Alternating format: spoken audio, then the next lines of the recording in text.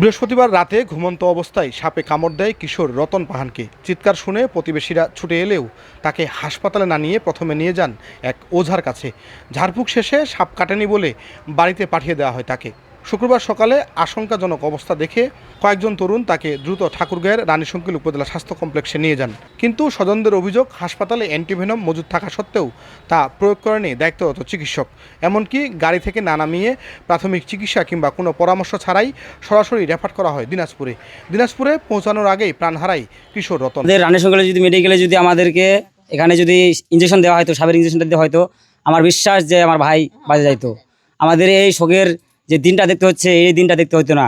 এটা শুনছিল রাত 3টার দিকে ঘন্টা পরে যে নাটোর কাছে নিয়ে গেল, ওখানে মানে কোনো বিষ নাই। তারপরে এখানে মানে ই করছিল, ওখানে মানে কাম হলো না, জায়গার বিষয় মানে কয়েক জায়গায় নাম বিষ নামানোর চেষ্টা করছিল কিন্তু হয়নি কাজটা।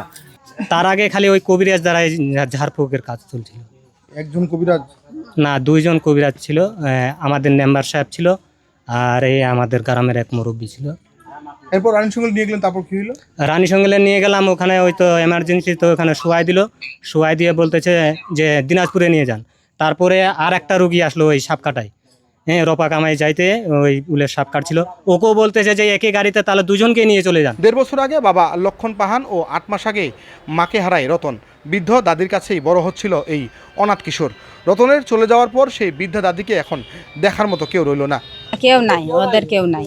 ওই যে এখন করে খাবে, যে এখন বুড়ি মানুষ হয় তখন পারবে না। ওই ছেলেটা পারবে, ছেলেটা তখন মারা গেল। এখন ওরা যখন কিভাবে চলবে সেটাই তখন চলতে পারবে না।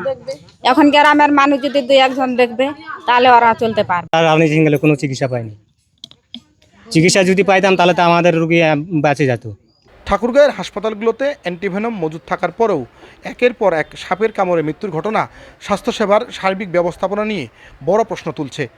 সরকারি অ্যান্টিভেনম যদি জরুরি মুহূর্তে রোগীর কাজেই না আসে, তবে এই অব্যবস্থাপনা কবে শেষ হবে? এখন সেই উত্তরের অপেক্ষায় পুরো জেলার মানুষ।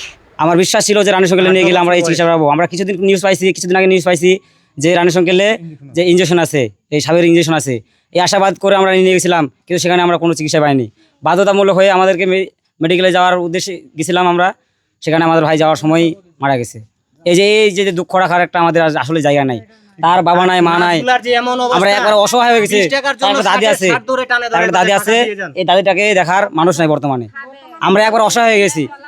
আমরা মানে আমাদের যে ভিতর থেকে যে একটা মানে আমরা ফাটে যাচ্ছে, কিন্তু আমরা কথাটা সেভাবে বলতে পারতেছি না। আসলে সারাদিন আমরা কান্না করছি। আমি নিজেই গেছিলাম আমার সেই ভাইকে নিয়ে। ডেস্ক রিপোর্ট, উত্তরবঙ্গ সংবাদ, ঠাকুরগাঁও।